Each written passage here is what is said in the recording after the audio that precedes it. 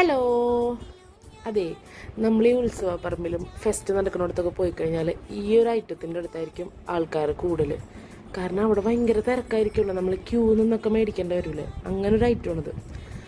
ഞാൻ ഈ ഐറ്റം 2 തവണ ഉണ്ടാക്കിയിട്ട് ഫ്ലോപ്പായിട്ട് ഇപ്പം ഉണ്ടാക്കിയിട്ട് സക്സസ് ആയതാണ്. നല്ല ടേസ്റ്റുള്ള ഐറ്റം ആയതുകൊണ്ടാണ് ഇത്ര അധികം തിരക്ക് ഈ ഐറ്റത്തിൻ്റെ അടുത്ത്.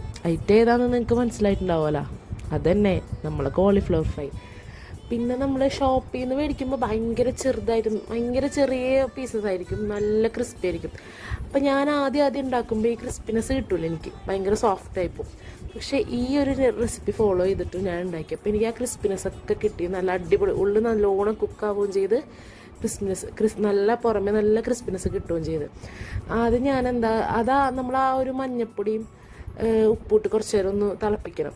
ആക്ച്വലി ഞാനത് ഈ വീഡിയോയിൽ കാണിക്കാത്തത്, ഞാനിത് ഉണ്ടാക്കാം എന്നുള്ള മൈൻഡിൽ പറഞ്ഞു ഉണ്ടാക്കണം. പക്ഷേ നമുക്ക് പിന്നെ മടിയായതുകൊണ്ട് ഞാനിത് ഉണ്ടാക്കാൻ അടുക്കളയിലേക്ക് വന്നപ്പോഴേക്കും ഉമ്മ ഇതൊക്കെ എടുത്തിട്ട് ക്ലീൻ ചെയ്ത് വേവിച്ച് വെച്ചിട്ടുണ്ടായിരുന്നു. അതുകൊണ്ട് പിന്നെ അത് കഴിഞ്ഞിട്ടുള്ള വീഡിയോസ് ഞാൻ എടുത്തിട്ടുള്ളൂ.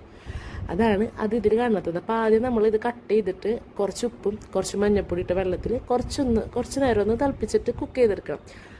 അത് കഴിഞ്ഞിട്ട് വേണം നമ്മൾ ഈ മാഗ്നറ്റൊക്കെ ചെയ്തിട്ട് പൊരിച്ചെടുത്ത് കഴിയുമ്പോൾ നല്ല കിറുകിറ് സൗണ്ടിൽ കഴിക്കാൻ പറ്റും. നല്ല ടേസ്റ്റിന് ഈ റെസിപ്പി നിങ്ങൾ ഫോളോ ചെയ്തിട്ട് ഉണ്ടാക്കി വെക്കുക. ആ ഒരു കറക്റ്റ് ക്രിസ്പിനെസ്സോട് കൂടെ ഉള്ള നല്ല സോഫ്റ്റായിട്ടും നമുക്ക് കിട്ടും. കുറച്ച് സോസൊക്കെ ഇട്ട് ഡിപ്പ് ചെയ്ത് കഴിച്ചിട്ടുണ്ടല്ലോ, ഒരു രക്ഷയില്ല, കിഡിൽ ഐറ്റം. അപ്പോൾ ഇങ്ങനെ എല്ലാവരും ട്രൈ ചെയ്ത് നോക്കല്ലേ. അപ്പോൾ ഓക്കെ, ബൈ.